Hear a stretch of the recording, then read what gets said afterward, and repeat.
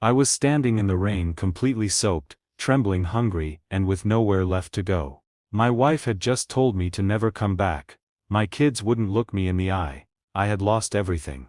And in that moment, with only a torn Bible and my cracked voice, I prayed, God, if you're real, show me, I can't do this anymore.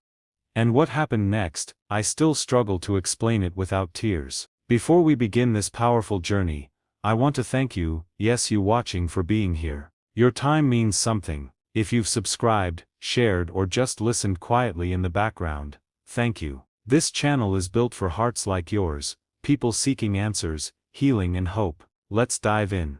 My name is Darnell. I wasn't always the man you see today. I wasn't raised in truth. I didn't grow up knowing Jehovah. In fact, I spent most of my adult life mocking the very people who'd later help save my life. But let me start from the beginning, because my story isn't about perfection, it's about redemption. And I pray, by the end of it, you'll see what I saw. I grew up in South Carolina, small town, big dreams. My father was a truck driver. My mother was quiet and distant. Church was something we only did when Grandma visited. I knew of God, but not God himself. By my early 20s, I was married with 2 kids and a mortgage I couldn't afford. I thought being a man meant working 2 jobs, drinking when I was tired, and yelling when I didn't feel heard. The truth, I was broken. And I broke everyone around me. My wife Felicia tried. Oh, how she tried. She would cry behind closed doors and still pack my lunch the next day. She would take the kids to Sunday school while I nursed a hangover on the couch. She prayed for me while I cursed at the sky. But pain has a way of calling your bluff. The day she left me was just like any other. I had just come back from a 2-day trip, where I blew half of our savings gambling. Felicia met me at the door, not with screams, but silence. Her bags were packed. The kids were already in the car. Darnell, she said, voice steady but eyes full of fire, I've prayed for you. I've begged Jehovah. But I won't let you sink this family anymore. I'm done. Jehovah? I scoffed. You sound like one of those Watchtower folks now. She nodded. Maybe I should have listened to them sooner. Then she was gone. I collapsed on the floor. The silence in that house was louder than any shouting match we'd ever had. Days turned into weeks. The electricity was cut off. The landlord posted a warning on the door. I sold my tools for beer money. I couldn't pray. I didn't know how. But one night, as the rain poured harder than ever, I found a soggy Bible Felicia had left behind, marked with little sticky notes. One note said, Psalm 34:18, Jehovah is close to the brokenhearted. Another, James 4:8, draw close to God,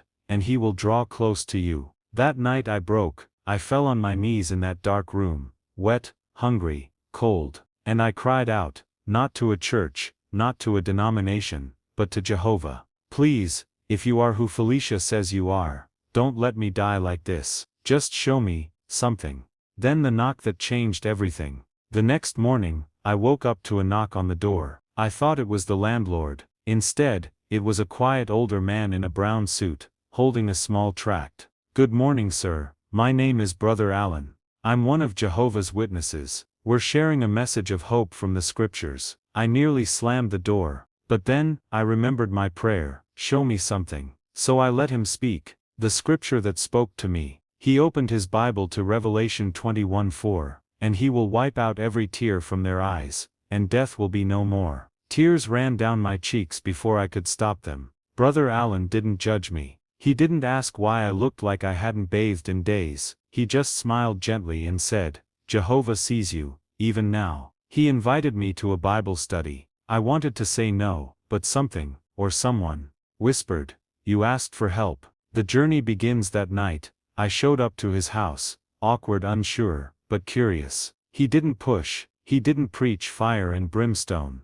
He taught. With love. With patience. We prayed together, talked. Sometimes I just sat there, quiet, while he read aloud from the Bible. For the first time in years I felt safe. For the first time in forever, I felt seen. One step at a time, week by week, my heart softened.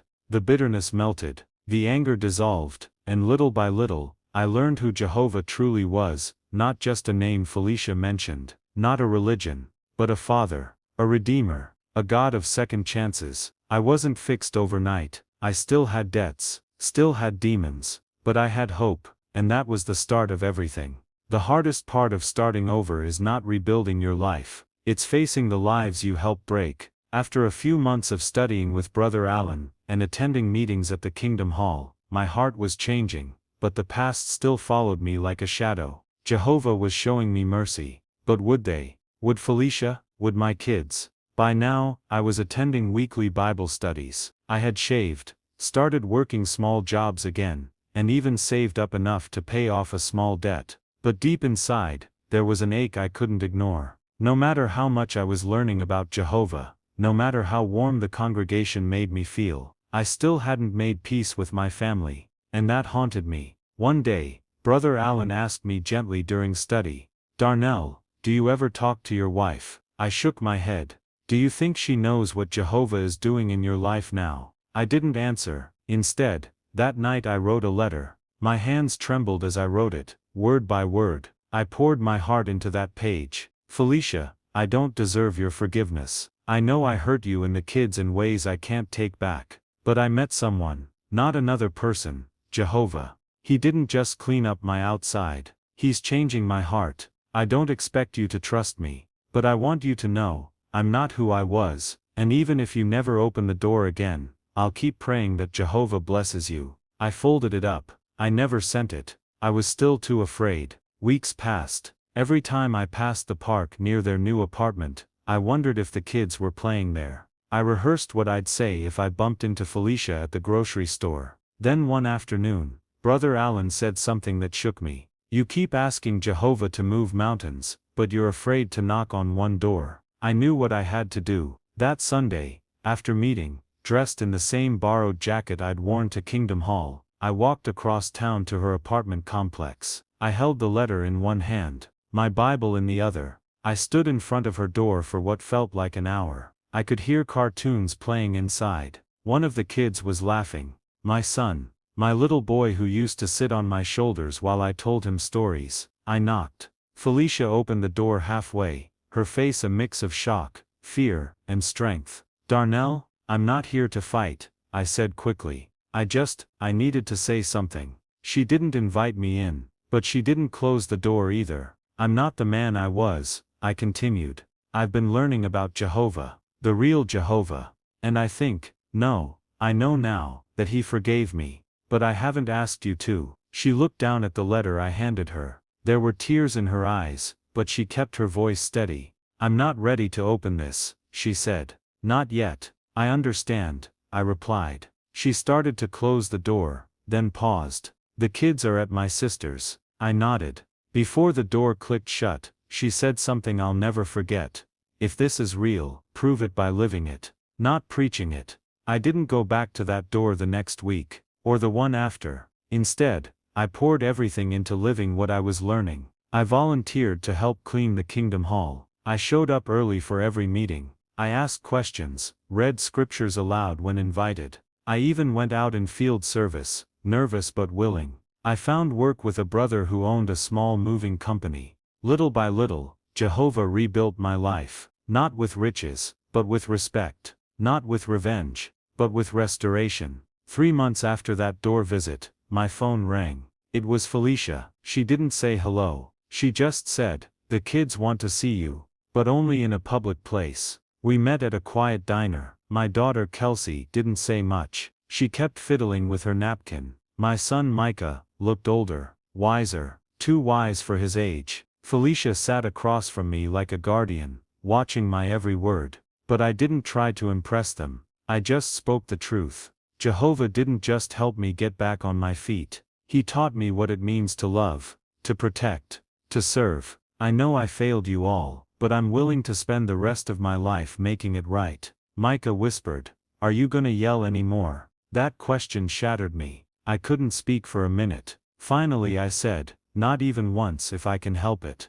Jehovah doesn't yell at me when I mess up. He shows me grace. Kelsey finally looked me in the eye. Felicia wiped a tear. A week later, Felicia sent me a text. "Micah wants to see where you go on Sundays. We'll come, just to watch." That Sunday, they came to the Kingdom Hall. They sat in the back. Micah kept his hand in mine the whole time. Felicia didn't say much afterward, but she didn't look angry. That was enough for me. Of course, growth takes time. They didn't come every week. Felicia was cautious, protective, but she started asking questions. Kelsey borrowed one of my watchtowers. She said she liked the pictures. A seed was planted, and one day, months later, Felicia said something I never expected to hear again. I see it now. I see Jehovah in you. If you've ever hurt someone so deeply, you think they'll never forgive you. I've been there. But I learned that when Jehovah changes your heart, He also makes room for others to see the change,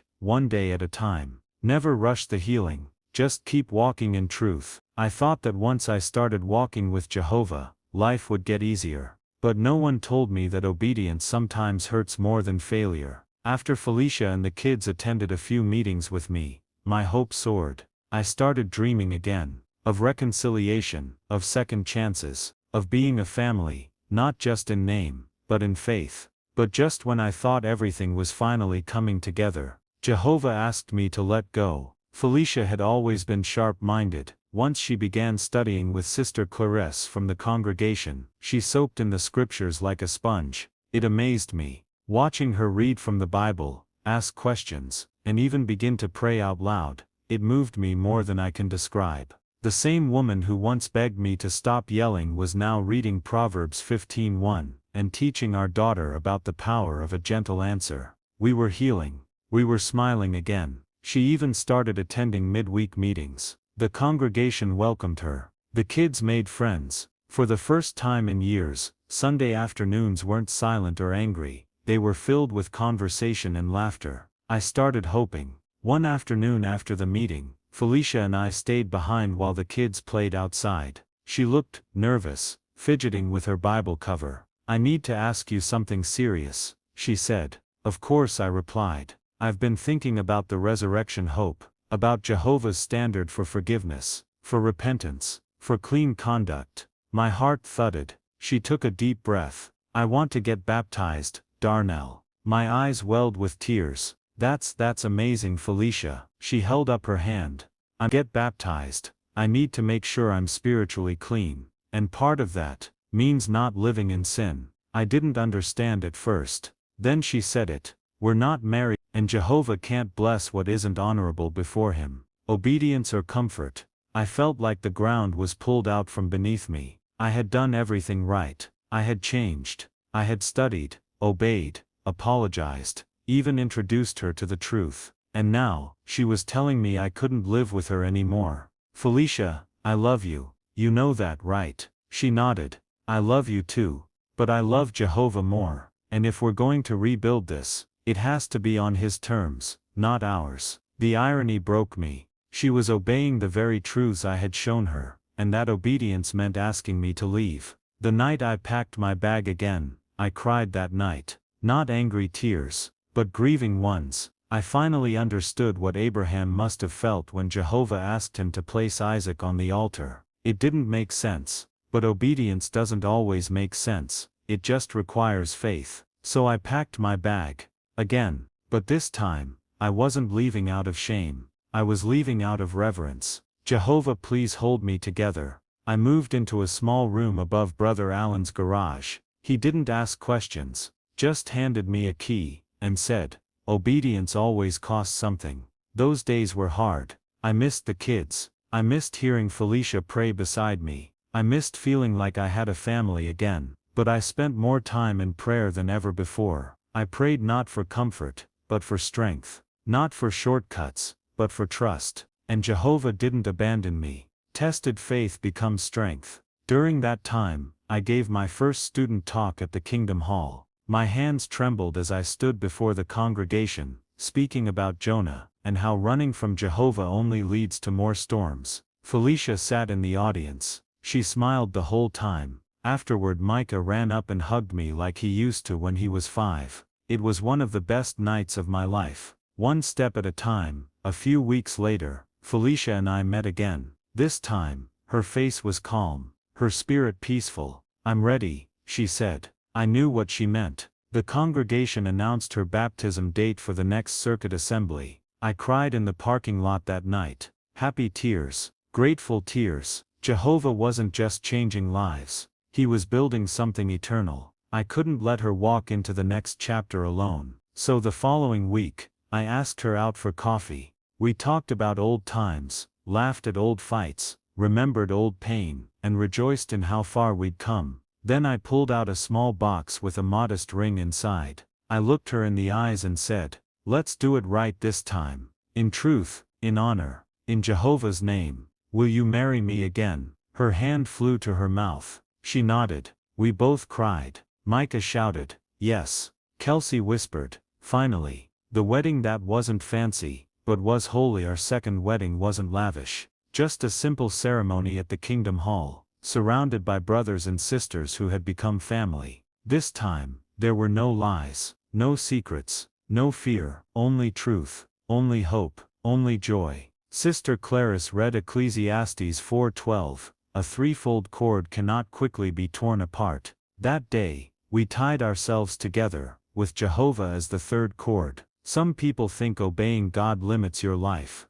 but I learned that obedience to Jehovah doesn't shrink your world, it saves it. It doesn't just protect your soul, it heals your home. Letting go of what felt good gave us something far greater: peace, purity, and purpose. Where purpose meets calling, and this broken man is asked to give back in a way that left me speechless. If someone had told me a year before that I'd be sitting at a circuit assembly watching my ex-wife, now my wife again, step into the baptism pool with tears of joy on her face, I wouldn't have believed them. I would have laughed, or cried, because back then, I was barely surviving, spiritually bankrupt, emotionally shattered, and completely alone. But there I was, not just watching her, I was being prepared for something far greater than I ever imagined. The morning of the assembly, I couldn't stop pacing. Felicia was calm, radiant, even. She wore a simple white dress and had our daughter's hand in hers. Micah carried her towel and baptism clothes like they were royal robes.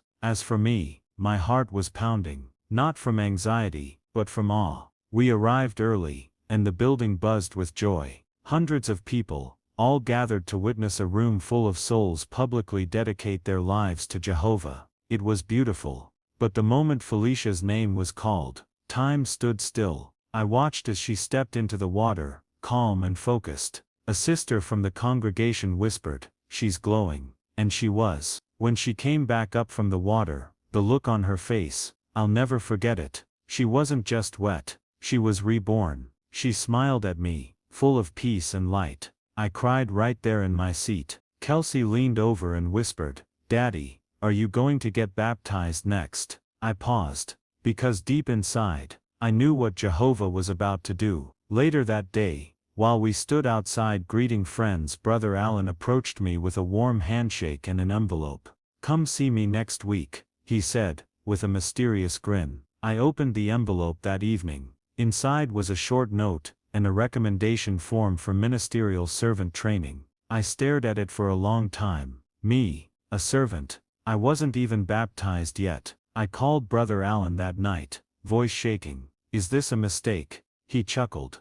"Jehovah doesn't make mistakes, Darnell. You've been serving from your heart long before any form was signed. Now it's time to make it official." I began preparing for my own baptism. I deepened my study, met with elders, prayed daily. Fast forward 3 months. At the next convention, I stood in the same pool Felicia once stepped into. Micah held my towel. Kelsey clapped from the front row. Felicia was crying again. And me, I had never felt so clean in my entire life. The water didn't wash away my past, but it marked the beginning of a future where Jehovah was now in control. Weeks after my baptism, I was assigned to assist with organizing literature and managing microphones during meetings. It wasn't glamorous, but it was holy. Every watchtower I arranged, every button I pressed, I was doing it with the same hands that once broke things in anger now used to build. Every assignment was a privilege, and every day, I thanked Jehovah for trusting me again. My family, now a team, the biggest change. We became a spiritual family. Felicia and I prayed together every night. The kids volunteered for the Theocratic Ministry School. We studied as a family, served in the ministry together, and built routines around spiritual things, not worldly ones. Our home wasn't perfect, but it was peaceful. Jehovah had moved in, and that made all the difference. Brother Darnell. I still remember the first time someone called me Brother Darnell in front of the entire congregation. It stopped me in my tracks, because there was a time I didn't think I'd be called anything anymore. Not husband, not father, not even a man. But Jehovah, He didn't just save me, He restored me. What I know now, if you're watching this and your life feels like a mess, if you've hurt people, if you feel like your story is too broken, if you think Jehovah won't want someone like you, I was you, and I'm here to tell you, Jehovah doesn't require perfection, He requires repentance. He doesn't expect you to have it all figured out, He just wants you to take the first step. 1 year after Felicia's baptism, she was assigned to assist new Bible students at our congregation. Guess who her first student was? A young woman who had just left an abusive marriage and had 2 kids, just like Felicia once did. As I watched her minister to that woman with such empathy, love and truth, I realized something. Jehovah doesn't waste pain, He recycles it into purpose. My final message to you watching friend, I don't know where you are in your walk. Maybe you're curious, maybe you're running, maybe you're right at the edge ready to give up. Here's my message to you, don't quit before the miracle. Jehovah found me in the rain, He found me on my knees, He found me in my failure. And if He could rescue someone like me, He can rescue you too. Don't just believe in God, know Him, study, pray, reach out, let someone from Jehovah's Witnesses walk with you, ask questions, listen, and most of all, don't shut the door when Jehovah starts knocking. Thank you family, to all my subscribers, thank you. You've made space for stories like mine, stories of real change, real pain, real redemption. If this story touched you, share it. You never know who might need the hope you just received. Like, comment your thoughts, and subscribe for more real-life inspired testimonies of how Jehovah is changing lives every single day. Until next time, keep walking in the truth.